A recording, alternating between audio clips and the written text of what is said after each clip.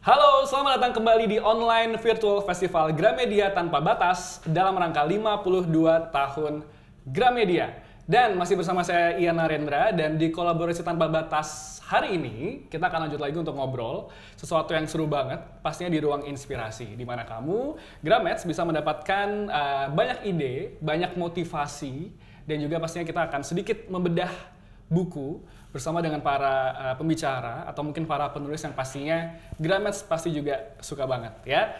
Dan untuk ruang inspirasi hari ini, Yan pengen ajak ngobrol salah satu sosok ya, yang pasti Gramets sudah sangat familiar ya.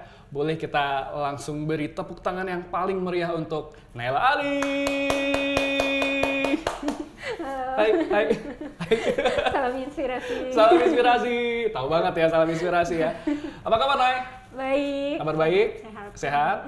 Oke. Kenapa Yan selalu tanya apa kabar, sehat atau enggak? Karena ya di masa pandemi kayak gini, ketika kita tanya kabar itu memang pure ditanya sehat kan gitu ya. Maksudnya memang kayak sincere karena ya gitu lagi pandemi gitu. Tapi sehat ya? Sehat. Alhamdulillah. Udah antigen kok ya, aman kita semua. Nah, jadi hari ini Gramets Ian akan ngobrol sama Nay gitu ya tentang banyak hal, tentang banyak topik yang seru banget gitu ya. Kita akan ngomongin soal bagaimana kreatif tanpa batas terutama di era digital gitu ya. Kemudian juga bagaimana hobi bisa jadi sebuah bisnis. Ini yang pasti mungkin teman-teman juga sudah nggak sabar untuk tanya-tanya gitu ya, dan juga pastinya kita akan berkolaborasi tanpa batas. Oke, nah satu hal pertama yang mungkin juga teman-teman pasti langsung pengen tanya begitu ya, dari sosok Naila Ali, tapi mungkin sebelumnya boleh saya bacakan profilnya dulu ya? Silakan diverifikasi ya. Oh, iya. Nanti kalau misalnya ada yang salah bisa phone a friend ke editornya. Oke. Naila Ali pasti juga Gramets sudah familiar begitu ya, seorang ilustrator dan juga penulis yang cukup mencuri perhatian begitu ya dengan Stories for Rainy Days begitu ya, dan juga kumpulan cerita pendek ilustrasi. Boleh dicek di sini ya. Boleh silakan kalau mau jualan bukunya, Bu. Oh iya, silakan dibeli ya. Dua buku yang sudah ditulis oleh Nay dari 10 judul buku, betul ya? Iya, betul. 10 judul buku dari 2016. 2016. Ya. Dari 2016 10 judul buku Gramets. Jadi kalau ngomongin soal produktivitas, ya kenceng ya. Jadi pastinya juga karya terbarunya Silly Jilly Daily Stay at Home. Iya, ini. Betul ya, yang ini dia. Mau dijual lagi, Bu? Oh iya, silakan ya, masih ada di toko buku terdekat kesayangan Anda. Atau di gramedia.com ya, iya, silakan bisa langsung beli. Dan ini adalah sebuah komik, betul ya, yang inspired by pengalaman selama pandemi. Iya, betul. Oke, dan juga pastinya karya dari Nay ini banyak dikenal begitu ya, dengan gaya ilustrasi yang pastinya sangat khas dan juga unik gitu. Nah, kita akan ngomongin soal ilustrasi dulu mungkin ya. Yeah. Kita akan mulai dengan ilustrasi gitu. Kalau misalnya kita lihat dari karyanya seorang Naila Ali gitu ya, sudah identik dengan ilustrasi yang khas gitu. Nah, awalnya nih gitu, ada nggak sih medium lain yang Naila Ali gunakan gitu ya, atau mungkin yang Nay explore gitu sebelum akhirnya milih ilustrasi gitu sebagai yang ditekuni sampai dengan sekarang? Sebenarnya kalau ilustrasi sendiri itu aku udah lakuin dari aku kecil sih sebenarnya. Okay. Jadi kayak emang dari kecil udah suka gambar dan nulis. Jadi kayak explore media lain kayaknya enggak. Karena ini bener-bener dari dulu tuh yang paling aku nyaman adalah dengan gambar dan menulis ini gitu. Dari usia berapa? Masih ingat nggak, Nay?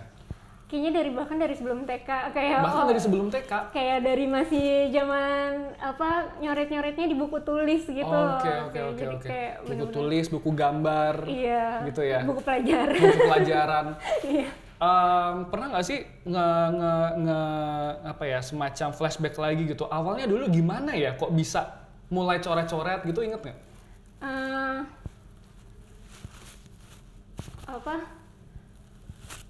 Jadi aku tuh ini kayak emang dari kecil itu kan aku nggak ada temen main gitu loh. Jadi kayak emang oh ya udah dulu kayak pakai buku tulis atau buku gambar yang ada gitu. Aku nyeret-nyeret kayak bikin cerita gitu. Jadi karena emang nggak punya temen, jadi kayak salah satu teman aku itu ya dengan menggambar itu gitu. Jadi kayak dan dari kecil ya emang itu udah aku lakuin. Oke.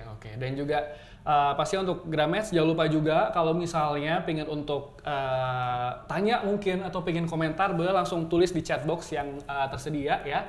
Silakan nanti mungkin kalau mau interaksi sama Nay boleh kamu tulis di chatbox ya. Dan juga sekedar informasi bahwa kita semua yang ada di sini ini baik dari krunya, kami gitu ya, speaker dan juga moderator itu semua pastinya menerapkan protokol kesehatan yang ketat ya. Nah, balik lagi ke emang dari awal udah larinya ke gambar. Iya. Gitu ya. Tapi pernah nggak coba yang lain? Iya, menulis itu. Oke, dari gambar menulis. Gimana awalnya?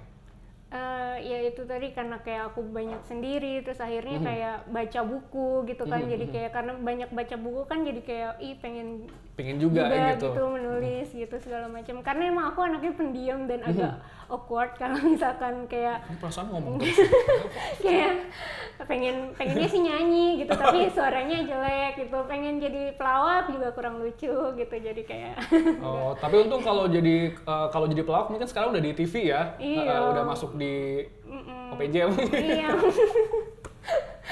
Oke, jadi memang dari gambar kemudian menulis gitu ya, karena berawal dari banyaknya kesendirian. Ini menurutku menarik sih, kalau boleh sedikit kita bahas soal sendiri gitu ya.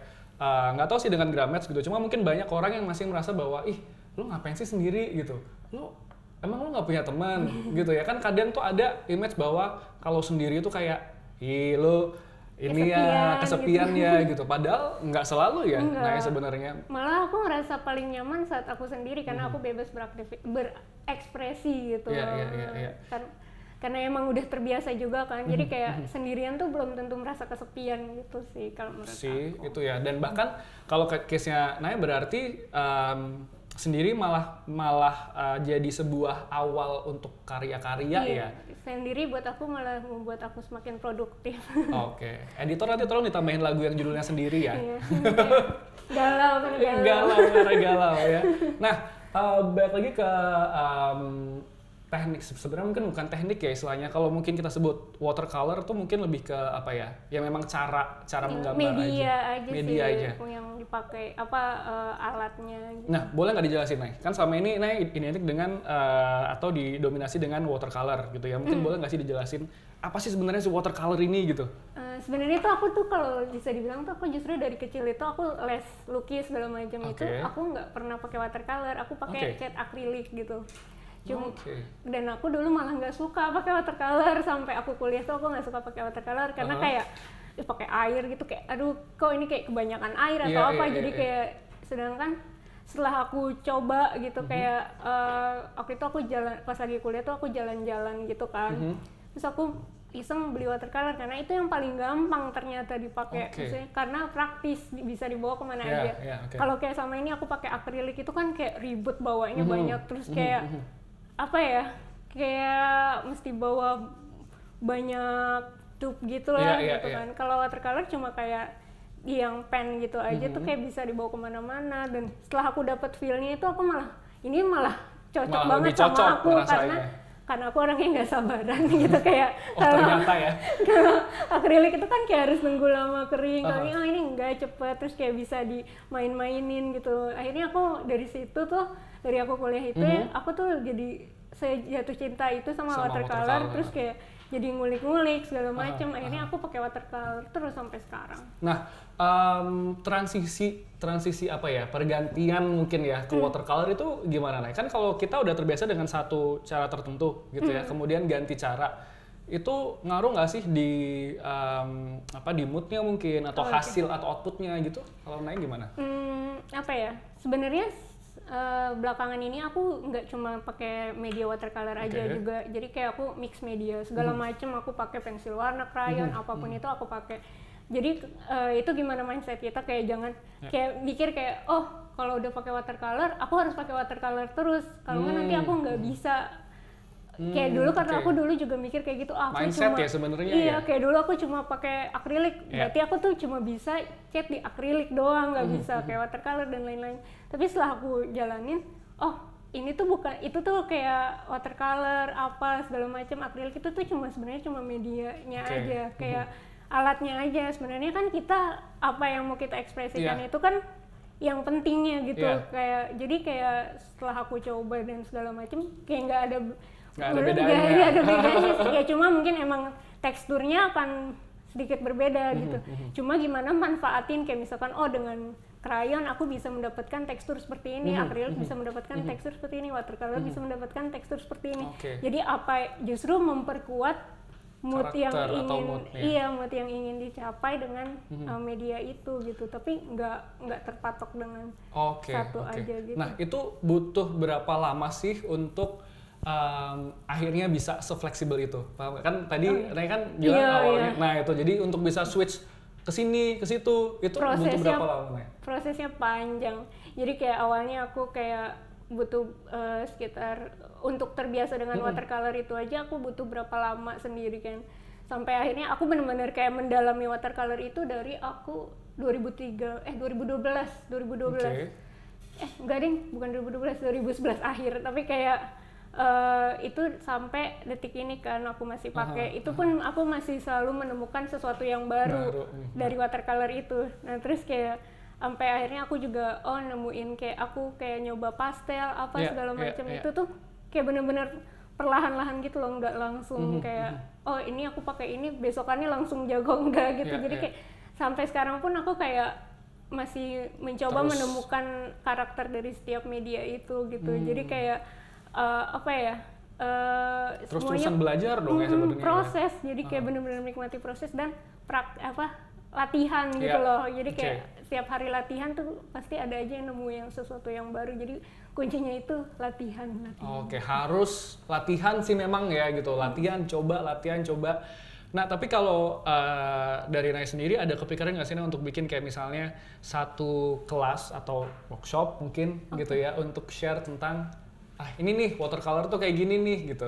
Sebenarnya aku pengen sih kelas kayak gitu, cuma kadang aku tuh kayak karena terbatas dengan aku tuh orangnya sulit menjelaskan gitu loh, kayak karena itu tadi karena aku tuh agak ansos ya kayak jadi kayak tenang ada Gaby. Oh iya. Gak apa-apa. Jadi kayak editornya agak susah menjelaskan. Tapi kadang tuh gimana ya, saat aku ngegambar aku tuh bisa gitu, tapi kalau disuruh ngejelasin tuh agak gimana ya, ini loh gini harus kayak nunjukin gitu, kayak agak sulit gitu. Jadi kayak kadang, tapi aku pengen sih suatu saat emang kayak ngajarin gitu, dan sebenarnya pengennya ngajarin kayak anak-anak. Aku dari dulu pengen banget bikin kelas untuk anak-anak menggambar gitu, karena aku sendiri kan dari aku kecil suka gambar kan.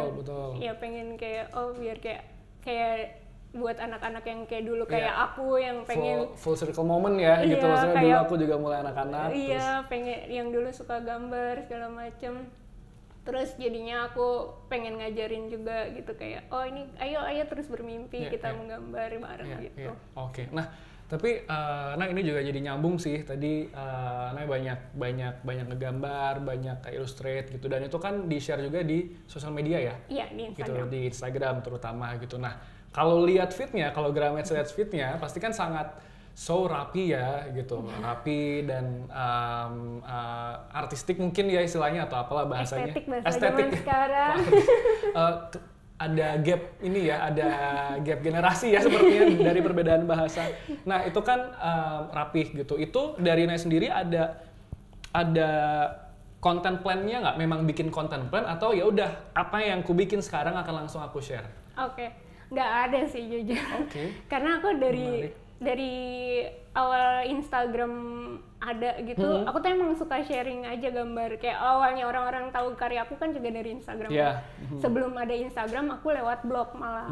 Terus kayak Facebook apa segala macam. Karena emang aku suka kayak apalagi gambar apa aku share aja, pure pengen share aja gitu, nggak ada kayak keharusan kayak gimana. Kalau menurut aku pribadi tuh sukanya yang kayak spontanitas aja gitu sih, nggak yang tersusun dengan gimana gitu, karena itu malah jadi kayak gue harus bikin sesuatu, itu malah jadi pressure sendiri buat aku. Aku pengen bikin karya yang emang benar-benar gitu tanpa batas gitu loh. Nice pun. Bagus. Briefingnya oke kayaknya ya. Nah, kan jadi lupa mau nanya apa tadi. Masalah spontanitas ya gitu. Karena kan kadang kalau kita ngomongin sosial media nyambung ke image, apa yang ingin ditampilkan gitu ya. Tapi ternyata kalau dari sisi Nay ya udah gitu, biarkan itu mengalir. Iya, gitu mengalir ya. aja padanya ya. Yang aku share di Instagram ya itu aku gitu. Bahkan aku nggak punya kayak close friend gitu yang di Instagram tuh aku jujur nggak aku rahasiain di Instagram tuh nggak ada, karena yang apa yang aku mau share ya aku share gitu. Tapi pernah nggak menyesali apa yang di share di sosmed? Kadang ada yang kayak gitu. Terus gimana kalau kayak gitu? Aku tuh orangnya suka anxious, suka overthinking gitu. Jadi kadang, aduh kayak gini, terus kayak nggak apa-apa nggak ya, terus kayak gitu. Pasti Gramet can relate kok ya kalau ngomongin soal overthinking. Bener-bener kayak apalagi ya apa yang kita udah share di Instagram kan ibaratnya tuh semua orang tuh lihat gitu kadang, dan orang bebas dong berkomen apapun gitu kan di Instagram. Nah itu kadang kayak aduh ini nggak apa-apa nggak ya gitu. Tapi kadang akhirnya aku coba ya udah abis aku post udah aku nggak mau lihat lagi dulu gitu. Kayak maksudnya ya udah daripada kepikiran gitu kan. Jadi kayak ya udah kayak biarkan karyanya gitu, itu aja yang gitu. Bertugas gitu di Instagram. Setelah itu aku oh ya udah gitu. Pernah nggak tapi kayak aduh nyesel nih hapus nggak ya gitu? Ya, pernah dan aku hapus beneran. Pernah kayak aku hanya manusia. Iya sih, pada akhirnya kan karena kan ya maksudnya semua plus minus ya. Ketika kita ngomongin spontanitas kan ya mungkin itu lebih ngalir, tapi mungkin ada hal yang kadang kita baru kepikiran after gitu nggak sih? Iya, dan apalagi sudah sekarang ini kan kayak udah gitu, apalagi yang sekarang dulu mungkin pas aku kayak lebih muda lebih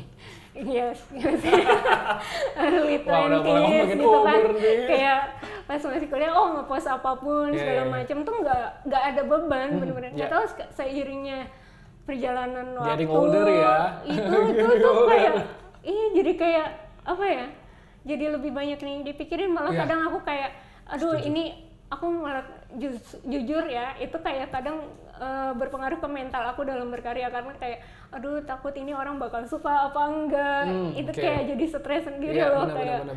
Kayak akhirnya gimana ya, kok jadi beban, kayaknya aku bikin sesuatu tuh supaya orang suka. Kalau dulu tuh kayak supaya diri aku puas gitu, puas aja. Kalau sekarang tuh kayak kok jadi kayak aduh agak sebenarnya agak capek, agak membuat capek mental gitu loh. Sampai akhirnya kadang-kadang aku juga kayak ya udah istirahat dulu dari sosial media segala macem gitu, kayak ngapain yang lain, baca buku, bener-bener yang di luar sosial media gitu. Jadi kayak bener-bener mencoba ngelihat dunia dari sisi yang lain ya istirahat dulu. Betul. Gitu sih. Like, comment penting nggak buat seorang Naila Ali?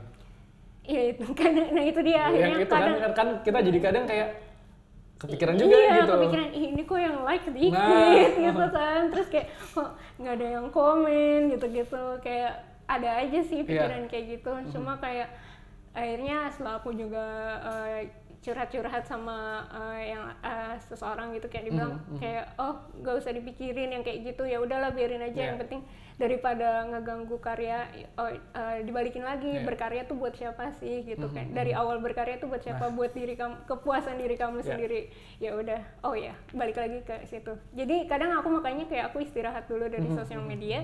Setelah aku balik lagi tuh aku malah jadi produktif banget. Itu cara aku mengatasi itu. Jadi kayak benar-benar harus ada breaknya sih kalau menurut aku. Everyone needs a break ya gitu, maksudnya, dan itu bukan hal yang salah ya, kita break kan, ya nggak apa-apa gitu loh, kayak gitu. Nah, balik lagi nih ke tadi kan kita sempat discuss soal Nay yang banyak menggambar gitu ya, tapi nggak cuma menggambar dan juga ternyata menulis juga gitu, dan sudah produktif itu dengan 10 buku tadi yang sudah kita bahas gitu ya. Gimana sih awalnya Nay ketika memutuskan untuk gabungin dua hal ini gitu? Itu dulu gimana awalnya kayak gitu? Sebenarnya kan aku suka nulis, suka gambar gitu kan.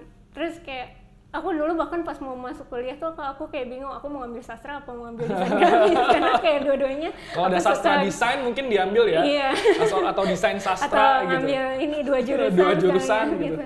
Cuma kayak akhirnya aku juga kayak mikir, dari kecil aku suka banyak baca buku, itu kayak buku anak-anak tuh kan banyak yang buku bergambar gitu kan. Dan yang paling berkesan tuh waktu itu aku ke Gramedia, terus aku kayak beli satu buku judulnya Tracy Becker, jadi kayak yang bikin Jacqueline Wilson namanya, itu kayak dia buku anak-anak berilustrasi gitu kan. Terus aku dari situ mikir, pas aku udah besar kemudian aku mikir kenapa nggak gabungin aja dua-duanya gitu kan, emang harus buku anak-anak doang yang bergambar, buku dewasa emang nggak boleh. Udah akhirnya aku coba untuk ngegabungin, maksudnya kalau bisa dua-duanya kenapa harus memilih gitu. Iya, dan akhirnya berlabuhlah di KPG ya. Iya. Oke, nah tapi kan kalau kita ngomongin soal juga buku ilustrasi sebenarnya sekarang juga udah banyak lah ya. Gitu, sekarang juga udah banyak gitu, baik dari luar maupun di dalam sendiri. Cuma kalau menurut Nay, apa sih yang Nay pingin tampilkan gitu di karyanya Nay gitu, yang oke, kayaknya ini mungkin bisa berguna untuk orang lain ataupun mungkin juga berbeda dengan buku-buku lain yang ada gitu. Pernah mikir gitu nggak? Ya sih, kayak sebenarnya kan aku juga nggak pernah melihat buku-buku yang lain itu sebagai saingan atau apa gitu kan. Kayak aku ya udah, aku menuliskan apa yang menurut aku yang kuncinya itu berkarya dengan jujur sih, maksudnya apa yang kayak pengen kita sampaikan, apa yang kita imajinasikan semua kita tuangkan tanpa harus memikirkan karyanya. Jadi kayak gini loh, apalagi dengan sekarang kan gampang ya di sosial media lihat karya buku orang, bikinnya kayak gini dia bisa sukses segala macam gitu kan. Pasti ada orang yang berpikir kayak dia dengan kayak gitu bisa sukses, gue kalau bikin kayak gitu sama persis pasti bisa sukses gitu kan. Jadi kayak jangan melihat kesuksesan orang lain itu sebagai pacuan kita untuk sukses. Maksudnya gimana ya, kayak jangan pikir dengan mereka sukses dengan buku yang seperti ini kita akan sukses seperti itu juga gitu. Jadi kayak kita berkarya tuh dengan hati kita aja, karena apa yang kita baca, kita dengar, kita tonton, semuanya itu kan membentuk karakter kita kan. Pasti akan itu akan tertonjol sendiri di karya kita gitu loh, maksudnya itu yang akan membuat kita berbeda dari buku yang lain. Nah ini sebenarnya menarik sih ketika kita ngomongin kayak gini, karena nggak tahu nih kalau dari sisi Nay ya, cuma kan kayaknya dengan kondisi sekarang atau mungkin di era digital sekarang yang social media kan gila-gilaan gitu ya, banyak platformnya gitu kan, hampir setiap orang di sosial media, kok kayaknya rada susah untuk tidak membanding-bandingkan diri dengan orang lain gitu. Nah, kalau dari Nay gimana? Maksudnya pernah nggak sih ngerasa kayak, jadi kayak semacam mengkomparasi diri sendiri dengan orang lain gitu? Aku sendiri jujur pernah dong kayak gitu, maksudnya kenapa ya aku kayak gini-gini segala macam gitu. Tapi aku nggak gimana ya udah aku tetap aja coba bikin apa yang aku bikin gitu, kayak misalkan kayak aku bikin komik kayak gini, sebenarnya mungkin banyak yang udah bikin yang tipe, tapi apa yang aku tawarkan dengan si Jili ini gitu, dengan segala macam gitu, kayak keseharian yang aku pribadi aku alami gitu-gitu. Jadi kan kayak ya mungkin orang merasakan juga, tapi gimana caranya memberi sentuhan pribadi kita yang kayak warna-warnanya atau apanya gitu yang bikin berbeda dari yang lain gitu. Oke. Nah, ini juga menarik sih kalau ngomongin soal buku-bukunya Nayla Ali, kan banyak ya, maksudnya udah 10. Mungkin untuk Grameets yang baru mulai membaca nih gitu ya buku-bukunya Nayla Ali, boleh nggak sih sedikit diceritakan gitu? Kan udah 10 buku nih. Itu ya mungkin nggak harus detail masing-masing ya gitu. Cuma maksudnya boleh dikasih overview lah gitu, apakah semuanya ini ilustrasi atau memang ada yang tadi ilustrasi dan narasi gitu, atau gimana, atau apa aja? Sebenarnya kayak ada buku Stories for Rainy Days, itu kayak kumpulan cerita dan ya itu bergambar juga kan gitu. Terus rata-rata hampir semua buku aku emang bergambar sih, nggak ada yang cuma kayak kalau kayak Silly Jilly ini kan komik ya, benar-benar lebih banyak visualnya daripada teksnya. Terus ada juga Things and Thoughts I Drew When I Was Bored, itu tuh lebih kayak art book gitu, kayak benar-benar gambar semua. Tapi ada juga yang semacam Floating in Space ini yang kayak emang teksnya lebih banyak dibanding gambarnya gitu sih. Oke, jadi sebenarnya memang bervariasi ya gitu, dan mostly masih ada di Gramedia ya? Mostly ada sih, hampir semuanya masih ada, terakhir aku cek. Oke, jadi boleh Grameets kalau misalnya mau beli bukunya Nayla Ali ya, boleh langsung ke toko Gramedia boleh, atau gramedia.com juga bisa ya, dan ada pesan antar juga di website, karena memang kondisi sekarang kan mungkin ada juga yang masih takut keluar rumah ya gitu loh, maksudnya walaupun kita udah prokes segala macam, cuma namanya kita keluarkan mungkin banyak yang takut ya gitu. Silakan kamu cek juga di gramedia.com ya, nanti bisa langsung juga untuk pesan antar di website ya. Oke, nah Selain buku nih, selain buku-bukunya Nay, ternyata gitu kalau kita ngomongin seorang Nela Ali ada bisnisnya juga. Iya. Nah, ini juga seru sih gitu karena kita ternyata nggak cuma ngomongin karya dalam bentuk buku, tapi juga karya dalam bentuk sebuah produk lain. Iya. Gitu ya. Namanya adalah Asobi, benar ya? Iya, benar. Nah, boleh nggak Nay kamu ceritain nih Asobi ini Asobi ini apa gitu dan gimana awal Nay dulu bikin Asobi? Sebenarnya tuh dari aku kuliah tuh aku udah suka jualan ilustrasi aku jadiin kaos, jadiin tote bag gitu segala macem kan, sampai akhirnya tahun 2014 tuh aku ikut bazar. Itu tuh kayak aku agak nggak pede gitu karena yang main 14 berarti sebelum nulis dong ya? Sebelum nulis. Iya kan, maksudnya sebelum. Nah jadi kayak aku bikin kayak jualan gitu terus aku bazar gitu ya. Terus kayak yang lainnya nama-nama brand, kalau aku pakai nama Naila Ali, siapalah Naila Ali gitu kan. Akhirnya bikin brand aja deh. Akhirnya terus kayak aku dari bahasa Jepang itu Asobi itu yang artinya bermain gitu, kayak aku emang pengen buat sesuatu yang aku bisa buat bermain-main gitu loh. Nah akhirnya aku bikin lah si Asobi, terus aku itu 2014 aku bikinnya, terus kayak bikin segala macam tote bag lah apa segala macam, sampai ikut bazar ke Singapura gitu segala macam. Nice. Itu bazar pertama aku itu atas nama Asobi itu di Singapura. Nah terus sampai aku juga awalnya kayak bikin stories for rainy days itu aku self publish sebenarnya kayak nah sampai akhirnya penerbit ngelirik aku gitu, terus akhirnya stories for rainy days diterbitin sama KPG. Yes, gitu. akhirnya berkolaborasi lah dengan KPG ya. Dan ngomongin soal kolaborasi tanpa batas nih, Nay, kalau dari brand Asobi sendiri dari Naila udah sering ini nggak sih kayak kolaborasi sama mungkin brand lain atau mungkin apa nih yang pernah dilakukan gitu? Sebenarnya aku kalau untuk Asobi ini aku belum pernah ada kolaborasi, tapi kalau untuk atas nama aku udah lumayan sering berkolaborasi dengan brand-brand kayak brand consumer goods, terus ada brand beauty juga. Terus aku juga kayak ada kayak sama kayak Disney, Ghibli gitu juga pernah ada kerjasama sama mereka gitu sih. Kalau misalnya ada kesempatan untuk Asobi kerja bareng sama Gramedia, mau nggak? Mau banget dong. Mau banget ya, tolong ya, dicatat ya. Asobi kan, ya. ngubungin aku kemana? Iya, tahu lah ya. Mau in frame editornya? Ya. Jadi karena memang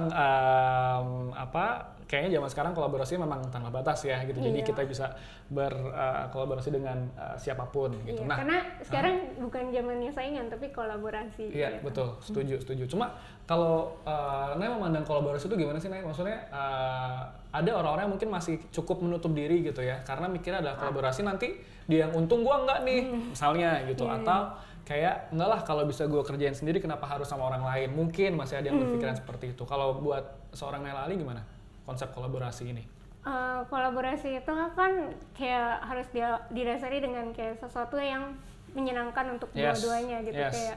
Kayak misalkan untuk sebelum mulai kolaborasi itu kita harus sebenarnya ya emang harus jelas sih kayak pembagian ya dan segala macamnya gitu, biar lebih enak lah gitu ya segala macamnya. Jadi kayak aku melihat kolaborasi itu justru sebagai kesempatan untuk kita sama-sama, bukan kayak dia yang untung aku yang untung, enggak, tapi kayak sama-sama untung gitu loh. Kayak harus sama-sama, dia butuh kita butuh dia, jadi kayak sama-sama naik bareng, ayo gitu loh, sama-sama ibaratnya tuh sama-sama jalan bareng, ayo kita kayak saling, kalau lari bareng gitu ya, dan konsepnya saling membantu sebenarnya enggak siapa yang untung dia yang untung, tapi harus sama-sama menguntungkan gitu, sama-sama happy lah, yang paling penting sama-sama happy, nggak ada yang kayak gitu kesel. Kayak kesel sendiri gitu ya. Nah, balik lagi sebenarnya mungkin tadi kalau poinnya dari Naila kayak segala sesuatu harus dikomunikasikan secara jelas gitu di awal supaya memang kolaborasinya sama-sama bisa memberikan hasil terbaik gitu ya. Nah tapi kalau ngomongin juga soal kolaborasi dengan KPG terutama nih, dengan Gramedia nih gitu, selama ini udah banyak banget kan gitu, maksudnya udah banyak banget hasil kolaborasinya. Ada nggak sih hal-hal yang masih belum tercapai gitu, terutama mungkin kalau dengan kolaborasi dengan KPG dan juga mungkin Gramedia gitu ya, ada nggak sih yang kayaknya kita bikin ini lagi seru nih gitu atau apa gitu? Apa ya? Ada nggak? Misalnya kalau tadi kayak Asobi misalnya, pingin sama Gramedia, kan sudah dicatat nih, nanti tolong ya di follow up ya. Tapi ada lagi nggak? Misalnya buku apa yang mungkin belum sempat kebikin gitu? Aku tuh sebenarnya bikin buku kalau bisa masih sampai nanti aku sampai tua masih pengen sama Gramedia gitu. Dicatat lagi ya. Kayak ada banyak banget buku yang pengen aku bikin sama Gramedia kayak karena aku sendiri tuh aku nggak pernah membatasi kayak sebenarnya style buku aku juga nggak terpatok kayak aku bikin komik semua, aku bikin ini semua, jadi kayak bener-bener aku tuh suka explore trying new things lah ya gitu buku ya. Seperti apa nih aku pengen gitu, dan itu yang akan aku pengen kedepannya aku bicarakan sama penerbit aku, bikin ini yuk gitu. Dan untungnya juga KPG gitu khususnya kayak selalu open dengan ide-ide aku gitu, jadi aku sangat senang berkolaborasi sama mereka. Iya betul, karena ya kolaborasi yang baik menghasilkan produk yang baik juga ya gitu, menghasilkan hasil yang baik juga. Tapi nah kalau tentang project yang sedang dikerjakan gitu, ada nggak sih kalau dari Naila Ali sekarang sedang mengerjakan project apa sih? Gitu. Sekarang aku lagi ngerjain buku terbaru yang insya Allah akan keluar bulan April sama KPG. Itu buku ke-11 aku. Hey, 11 guys, 11 Gramedia, luar biasa. Terus sama aku juga lagi ini kolaborasi kedua bareng KPG untuk desain sampul versi Indonesianya penulis favorit aku, Haruki Murakami. Yes. Nanti itu mau kutanyakan juga sebenarnya. Itu yang kedua akan keluar juga Men Without Women. Yes. Itu nanti akan keluar juga. Aku lagi kolaborasi untuk sampulnya. Terus juga ada sama beberapa brand juga sih. Oke. Nah ini mungkin sedikit dari based on your experience and apa yang Naya rasakan gitu ya. Gimana sih rasanya mengerjakan sampul dari buku penulis yang kita suka gitu? Apa rasanya? Rasanya tuh kayak pas Gaby editor aku bilang gitu, kayak sebenarnya bilangnya tuh udah bahkan dari tahun berapa ya? Itu aku tuh lagi Sorry, yang pertama waktu itu apa? Itu keluarnya 2020, itu Killing Commendatore itu. Terus apa namanya, Gaby tuh udah cerita tuh bahkan dari sebelum pandemi, nah kita ada gini-gini loh, mau nggak? Aku lagi nyalon, aku lagi nyalon. Terus Gaby mau, aku langsung kayak ya udah kayak gini gimana, ya udah terserah pokoknya aku mau gitu. Terus kayak aku excited sih, kayak maksudnya karena ya walaupun nggak bekerja secara langsung dengan penulisnya, tapi kayak ada bagian part of the story gitu kayak, dan itu rasanya luar biasa sih buat aku, kayak best. Maksudnya bahkan yang denger pun juga wow gitu ya, nggak kebayang kalau kita bikin desain untuk buku penulis favorit kita gitu loh. Aku udah baca Murakami dari 2010, itu kayak dari aku kuliah gitu, kayak udah kayak langsung ini kayak nggak nyangka 10 tahun kemudian aku bikin versi Indonesianya gitu. Proses ininya gimana sih, Nek? Mungkin boleh ya kalau boleh tanya sedikit lebih dalam tentang ini gitu, penasaran sih kayak proses bikinnya gimana gitu, maksudnya apakah memang kolaborasi dengan KPG gitu atau ada hal-hal tertentu yang memang harus diikuti atau memang pure based on Naila gitu. Jadi awalnya kan pasti KPG memberi aku kebebasan dulu nih, persepsi aku setelah membaca bukunya itu seperti apa. Jadi sebenarnya aku udah baca sebelumnya, terus tapi aku baca ulang lagi kayak bener-bener poin-poin pentingnya aku baca, terus aku sampai mempelajari kayak ini kayak dari kayak aku belajar juga ini kayak kanjinya ini apa, kayak bener-bener kayak dari bahasa Jepangnya ini apa yang bisa aku ambil segala macam kayak gitu. Jadi kayak bener-bener setelah aku baca ulang itu kan masih fresh di kepala aku kan, jadi kayak bener-bener aku catat semuanya. Nah terus habis itu aku propose ke KPG-nya, terus nanti setelah itu ada masukan proses. Terus setelah itu kan setelah covernya udah diterima kan mereka KPG-nya yang kayak meneruskan ke pihak Murakaminya atau apanya gitu kan. Oke, nice.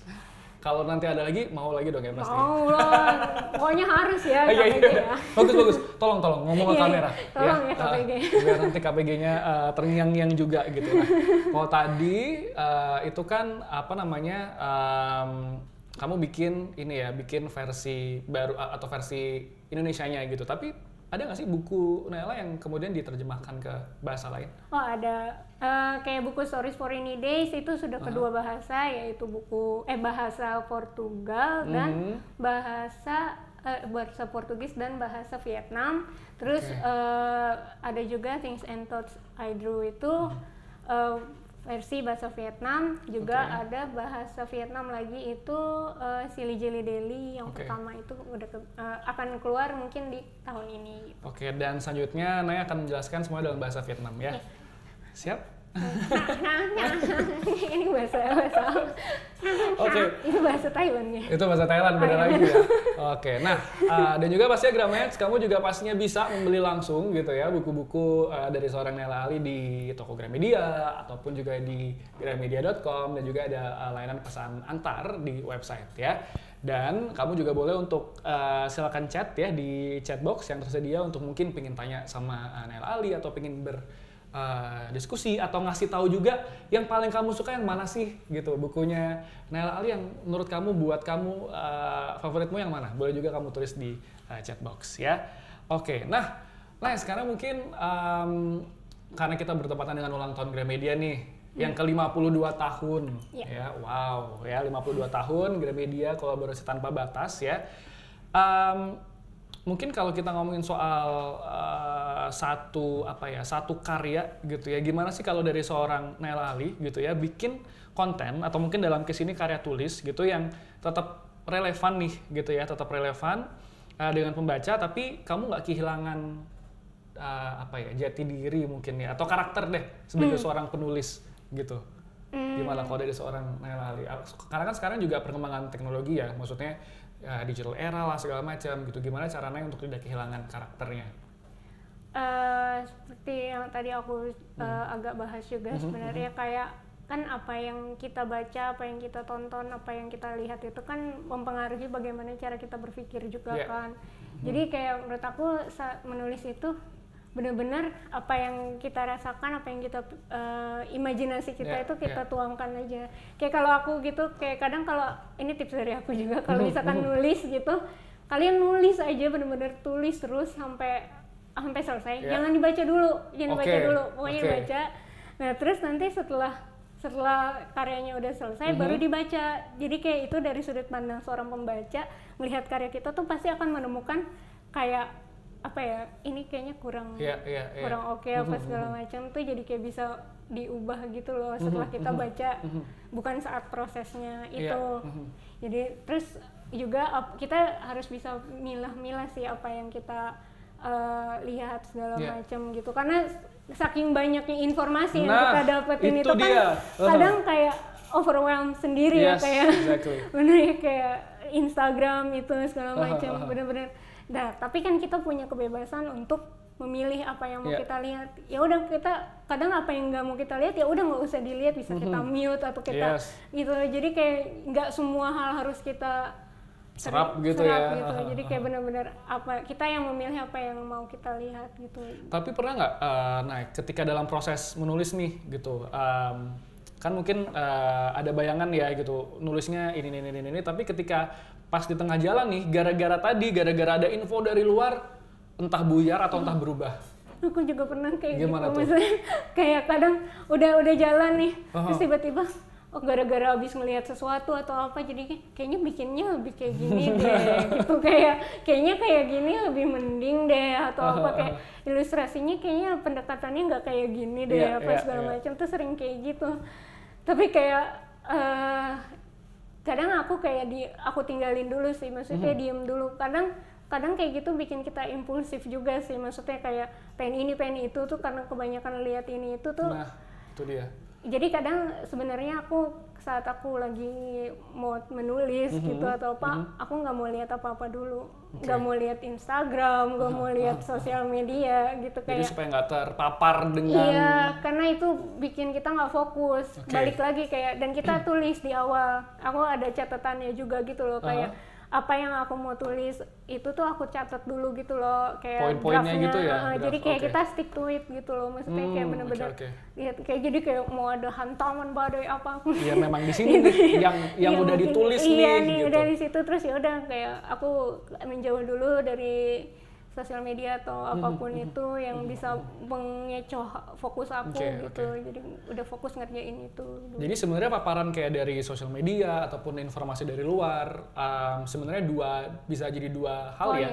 Benar, bisa jadi hal yang baik atau bisa jadi hal yang buruk. Iya, nah gitu. Itu dia kan kita punya kebebasan untuk terus kayak gitu atau kita menahan diri itu kan sebenarnya jadi self control juga gitu.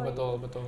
Dan kalau kita bisa menggunakan hal itu sebagai dari sisi yang baik, akan jadi hal yang baik juga gitu. Mungkin kita jadi bisa berkolaborasi dengan orang lain, gitu ya. Membuka akan peluang yang baru. Karena jujur aja buku aku bisa diterbitin itu karena penerbit aku ngelihat aku di Instagram gitu, bertemu aku dari Instagram. Jadi kayak, ayo tiba-tiba ditawarin. Itu karena dari Instagram itu, jadi kayak emang bisa membuka peluang tapi juga bisa memberi kita apa ya, yaitu kayak kadang ada batasan-batasan apa ya, kayak harus tahu kapan kita harus stop dulu gitu ya gitu. Oke, nah kalau jadi hal yang baik bisa jadi mungkin tadi berujung ke kolaborasi seperti KPG dan juga Ali, dan juga yang namanya kolaborasi bisa tanpa batas gitu ya. Nah, ini pertanyaan yang selalu kutanyakan gitu. Kalau menurut seorang Naila Ali, tanpa batas itu gimana sih? Apa konsep berat banget. Arti tanpa batas menurut seorang Naila Ali? Tanpa batas menurut aku itu saat kita bisa berkarya tanpa berkarya tanpa ada gangguan apapun. Maksudnya dalam arti kayak gangguan dari pribadi dari kita sendiri maupun orang lain. Jadi kayak berkarya dengan luas, kayak mengekspresikan apa yang imajinasi kita, pikiran kita tanpa takut, tanpa khawatir akan perkataan orang lain kayak misalkan oh ini takut jadi jelek atau apa, itu kan jadi nggak bebas, jadi itu batas itu yang membatasi kita dalam berkarya kan. Jadi kayak menurut aku tanpa batas itu adalah saat kita bisa berkarya dengan sebebas-bebasnya tanpa ada gangguan apapun termasuk dari diri kita sendiri. Itu pikiran-pikiran negatif itu. Oke. Baik lagi overthinking Gramex ya, hati-hati dengan overthinking. Itu sangat kekinian sekali ya terms of overthinking dan teman-temannya ini gitu. Tapi dalam proses pembuatan karya gitu ya yang tanpa batas, gimana seorang Naila Ali menghindari hal-hal kayak overthinking itu yang dari diri sendiri terutama. Karena kan pasti sebenarnya nggak tahu sih kalau menurut Naila, cuma kadang kan kita keraguan terbesar itu datang dari diri sendiri terkadang gitu. Kalau Naila gimana? Self control balik lagi, terus sama kayak aku selalu balik lagi nanya kayak jadi ada satu buku aku, Dreams Are Made of a Box of Crayons. Itu tuh kayak menceritakan waktu aku kecil itu kayak aku bermimpi tuh dengan sebebas-bebasnya tanpa, kalau sekarang kan kayak mau bermimpi kadang kayak kebentur sama cicilan gitu ya atau kehidupan yang senyata-nyatanya ya realistis realita gitu. Tapi kayak kemudian kadang aku kalau lagi kayak gitu aku baca-baca lagi buku itu. Jadi kayak ingat gak sih dulu pernah bermimpi ada di posisi yang seperti ini, yang sekarang pengen jadi penulis, pengen jadi illustrator gitu. Dulu tuh mimpi pengen ada di posisi sekarang ini gitu. Terus kayak kok sekarang udah di sini malah kayak banyak hal yang kayak nggak disyukurin, maksudnya kayak kok kayak gini, takut ini takut itu gitu. Jadi kayak aku balik lagi kenapa aku dulu bisa bermimpi pengen seperti ini, dan kenapa alasan aku di awal bisa berkarya itu kenapa gitu. Aku selalu bertanya sama diri aku seperti itu, dan oh ya aku tuh berkarya dan bisa sampai di poin sekarang ini tuh dulu karena berkarya dari hati, maksudnya kayak jujur tulus, nggak ada yang kayak mengharapkan apa-apa dari orang lain segala macam. Jadi kayak ya udah balik lagi kayak gitu, kayak berkarya tanpa harus mikirin apapun gitu, dengan sejujur-jujurnya gitu. In a way, buku-buku Nai adalah bisa dibilang sebagai reminder untuk diri sendiri juga ya. Benar banget. Gitu, maksudnya sebagai reminder untuk diri sendiri gitu. Kayak tadi misalnya dalam case waktu kecil kayak gimana gitu. Tapi pernah nggak mengharapkan bahwa orang-orang juga merasakan hal yang sama kayak Nai? Tentunya mengharapkan kayak gitu, maksudnya kayak pasti kayak saat aku bikin buku Dreams itu tuh banyak yang kayak DM aku apa segala macam, karena pernah ada di posisi seperti itu, bahkan ada yang sampai nangis karena kayak tersadarkan gitu kayak ini tuh dulu pas kecil tuh punya mimpi kayak gini tapi kayak kok sekarang malah kayak gitu. Jadi kayak saat ada pembaca yang DM aku atau yang ngirim email ke aku yang ngasih tahu kalau buku itu memiliki pengaruh atau arti buat mereka, itu tuh aku senang sih gitu. Dan itu sih yang aku harapkan, buku aku bisa membantu mereka untuk mengungkapkan perasaan mereka yang kadang mereka tidak bisa ungkapkan. Gitu. Apa sih rasanya Nay ketika ada orang yang datang ke kamu dan bilang kayak, ya bukumu berarti buatku gitu, or it helps me gitu? Itu kayak rasa capek nulis buku apa segala macam tuh langsung hilang sih, maksudnya kayak dihargai dengan sebegitunya sama orang gitu. Oke. Baik, nah mungkin sebelum nanti kita akhiri ya Gramesh, kan kita sekarang masih di pandemi nih gitu. Kayaknya banyak hal yang akhirnya terhenti ya sama pandemi. Kayak dulu kan kita sering mungkin bedah buku ataupun mungkin juga ketemu sama teman-teman pembaca gitu ya. Dulu juga ada di GWRF gitu. Nah, Nela Ali kangen nggak sih untuk bisa ketemu sama pembaca kayak gitu? Kangen banget, karena kayak itu tuh kadang aku soalnya kalau misalkan ketemu sama pembaca, mereka tuh kayak pas lagi sesi buku signing gitu, mereka kadang suka ceritain gimana. Oh itu tuh kayak rasanya tuh puas banget gitu loh, kayak seneng banget kayak bisa mendengar secara langsung gitu pas ketemu gitu. Sekarang nggak bisa ketemu yang kayak sedih karena nggak semua orang bisa ngomong di kayak aku itu tuh nggak bisa ngomong ke orang lewat teks gitu, tapi harus ngomong langsung. Nah itu ada yang kayak mereka nggak bisa ngomong, tapi pas kayak ketemu langsung tuh keluar semua. Iya gitu. Sampai kadang kepanjangan sesi book signingnya, tapi malah senang gitu. Iya, masih ingat banget kok. Pokoknya kalau ada book signing sama Nela Ali udah. Iya, boleh curhat ini kayak buka curhat Mama Naila gitu. Oke, dan kalau misalnya, kita sih berharap semoga pandemi segera berlalu ya, gitu. Nanti ketika ada kesempatan lagi, gitu, pengen bikin apa sih? Mungkin sama fans atau sama pembaca gitu. Oke. Pengen bikin acara sih pastinya, kayak ngumpul-ngumpul, ngobrol-ngobrol gitu, yang lebih intimate gitu. Jadi biar bisa saling cerita itu sih. Hopefully soon ya. Hopefully soon. Amin. Semoga buku yang berikutnya bisa kayak gitu ya. Amin. Pokoknya Gramesh kita sama-sama berdoa deh gitu ya, dan juga berusaha semoga pandeminya segera berlalu, kita bisa saling ketemu satu sama lain, bisa saling bercerita secara langsung ya. Dan juga satu hal lagi, sebelum kita tutup gitu, Nela Ali kan salah satu penulis yang sudah lama banget nih berkolaborasi gitu ya dengan Gramedia, penerbit Gramedia KPG gitu. Berarti total udah berapa lama sih Nay? Udah berapa lama kolaborasi dengan Gramedia, dan gimana sih perasaannya ternyata sampai sejauh ini gitu menghasilkan buku sama KPG? Udah tahun ini mau 6 tahun. Iya, 6 tahun. Itu dari awal sama Gaby ya? Iya, dari awal sama Gaby, editor aku tersayang. Jadi kayak awalnya kayak bikin buku tuh kayak ya udah pengen bikin. Sebenarnya kayak sebelumnya juga kayak udah sempat beberapa penerbit ngajakin kolaborasi, cuma kayak entah kenapa kayak nggak tahu, emang mungkin belum jodohnya gitu. Terus pas Gaby mail aku kayak Naila bikin buku bareng yuk, itu tuh aku langsung oke, ayo gitu. Terus kayak match made in heaven ya. Iya. Jadi kayak mulai dari situ kita selalu bikin buku bareng. Terus kayak udah 10 buku ini, dan soon akan 11 buku sama Gaby. Terus kayak rasanya luar biasa sih, karena dari aku kecil aku tuh kalau ke Gramedia, aduh pengen buku aku suatu saat ada di sini gitu. Terus sekarang buku aku udah 10 di situ ya. Gitu. Jadi kayak ya mimpi yang jadi kenyataan aja gitu. Terima kasih KPG Gramedia. Nah, satu lagi sebelum kita tutup ya. Nah, mumpung nih Gramedia lagi ulang tahun ke 52 tahun, mungkin boleh dong ucapin ulang tahun ke Gramedia. Oke. Selamat ulang tahun ke 52 Gramedia. Semoga terus memberikan inspirasi buat semua pembacanya, dan terus menjadi sarana untuk anak-anak muda dan semua kalangan untuk memberikan mewujudkan mimpi-mimpi mereka. Yeay! Sekali lagi terima kasih Nela Ali. Boleh kita beri aplaus yang paling meriah untuk Nela Ali. Thank you Nay.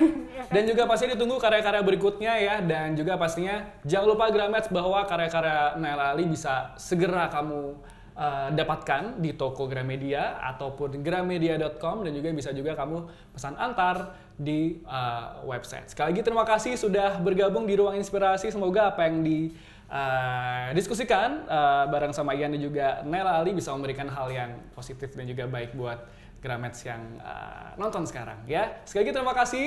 Saya Ian Narendra pamit undur diri. Sampai jumpa di Ruang Inspirasi berikutnya.